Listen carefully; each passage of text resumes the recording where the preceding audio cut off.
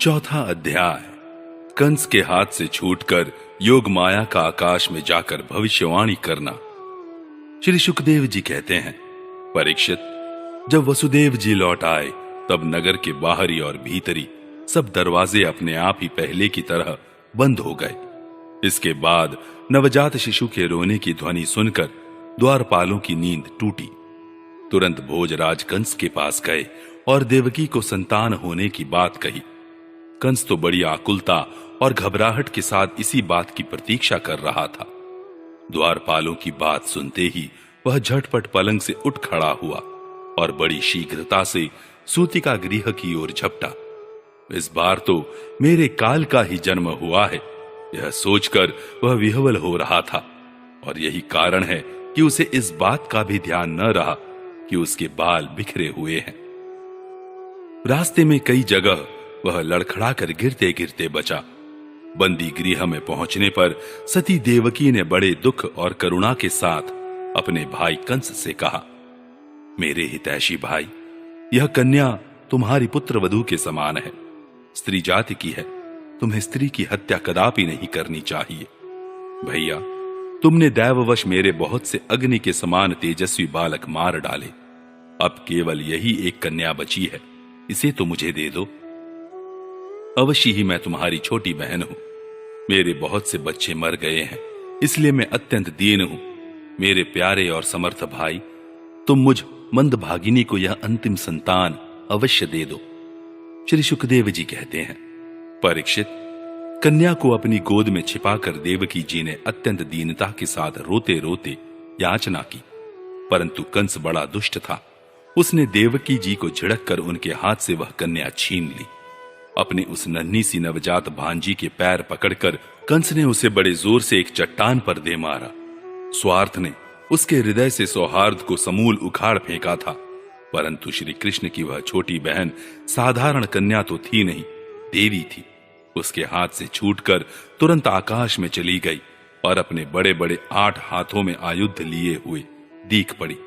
वह दिव्य माला, वस्त्र, चंदन और मणिमय आभूषणों से विभूषित थी। उसके हाथों में धनुष, त्रिशूल, बाण, ढाल, तलवार, शंख, चक्र और गदा, ये 8 आयुध थे। सिद्ध, चारण, गंधर्व, अप्सरा, किन्नर और नागगण बहुत सी भेंट की सामग्री समर्पित करके उसकी स्तुति कर रहे थे। उस समय देवी ने कंस से यह कहा, रे मूर्ख, मुझे मारने से तुझे क्या मिलेगा? तेरे पूर्व जन्म का शत्रु तुझे मारने के लिए किसी स्थान पर पैदा हो चुका है। अब तू व्यर्थ निर्दोष बालकों की हत्या न किया कर। कंस से इस प्रकार कहकर भगवती योग माया वहां से अंतर्धान हो गई और पृथ्वी के अनेक स्थानों में विभिन्न नामों से प्रसिद्ध हुई।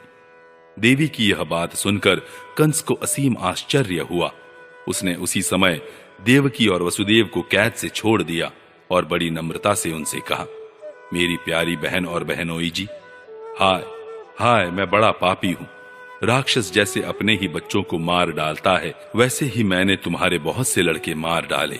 इस बात का मुझे बड़ा खेद है। मैं इतना दुष्ट हूं कि करुणा का तो मुझ में लेश भी नहीं है। मैंने अपने भाई, बंधु और हितैषियों तक का त्याग कर दिया। पता नहीं अब मुझे किस नरक में जाना पड़ेगा। वास्तव में तो मैं ब्रह्मघाती के समान जीवित होने पर भी मुर्दा ही हूं। केवल मनुष्य ही झूठ नहीं बोलते, विधाता भी झूठ बोलते हैं। उसी पर विश्वास करके मैंने अपनी बहन के बच्चे मार डाले। ओह, मैं कितना पापी हूं। तुम दोनों महात्मा हो, अपने पुत्रों के लिए शोक मत करो, उन्हें तो अपने कर्म का ही फल मिला है।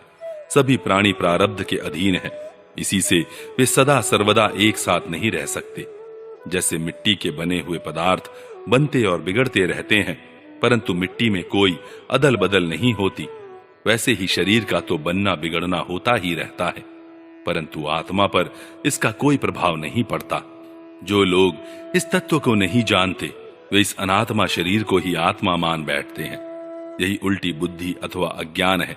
इसी के कारण जन्म और मृत्यु होते हैं, और जब तक यह अज्ञान नहीं मिटता, तब तक सुख दुख रूप संसार से छुटकारा नहीं मिलता।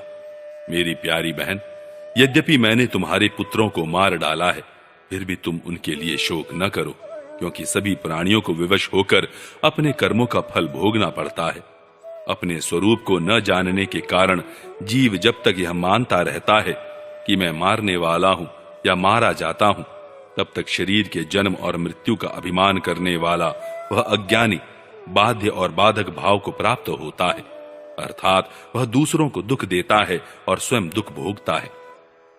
मेरी यह दुष्टता तुम दोनों क्षमा करो, क्योंकि तुम बड़े ही साधु स्वभाव और दीनों के रक्षक हो। ऐसा कहकर कंस ने अपनी बहन देवकी और वसुदेव जी के चरण पकड़ लिए।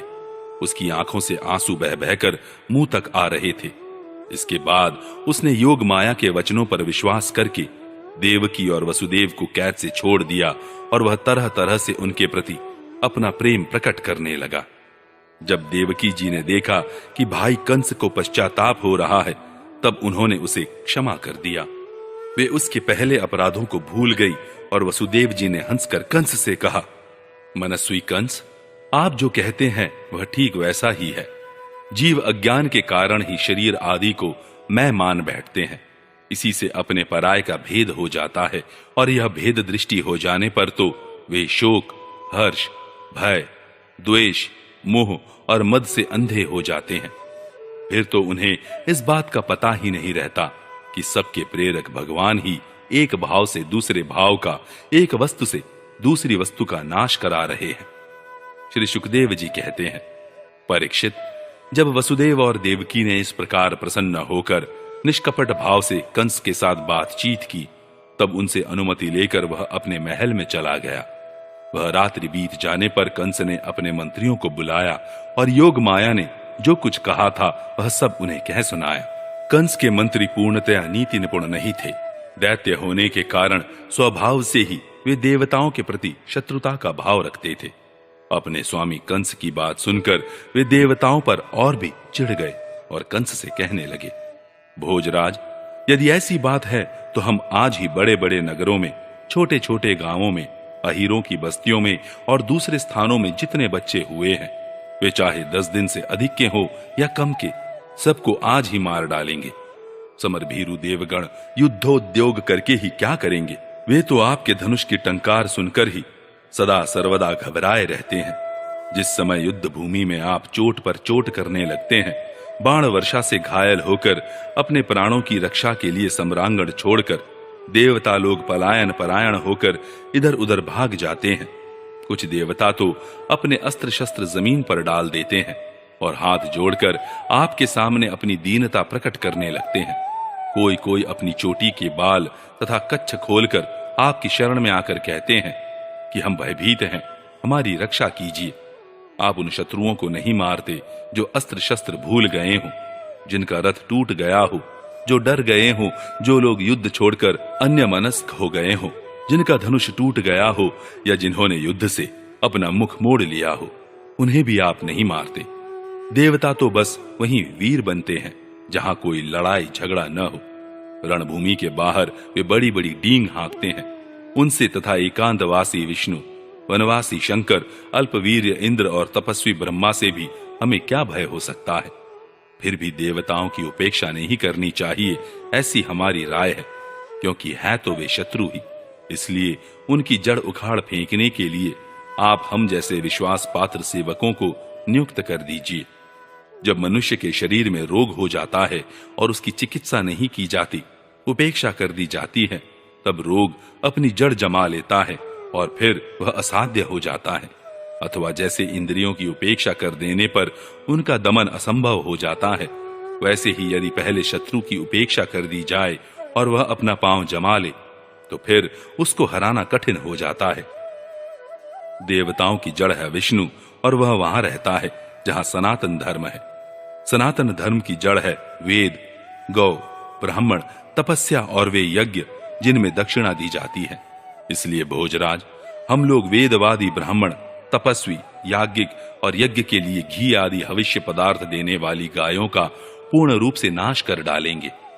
ब्राह्मण, गौ, वेद, तपस्या, सत्य, इंद्रिय दमन, मनोनिग्रह, श्रद्धा, दया, तितिक्षा और यज्ञ विष्णु के शरीर हैं। वह विष्णु ही सारे देवताओं का स्वामी तथा असुरों का प्रधान द्वेषी है, परंतु वह किसी गुफा में छिपा रहता है। महादेव, ब्रह्मा और सारे देवताओं की जड़ वही है। उसको मार डालने का उपाय यह है कि ऋषियों को मार डाला जाए।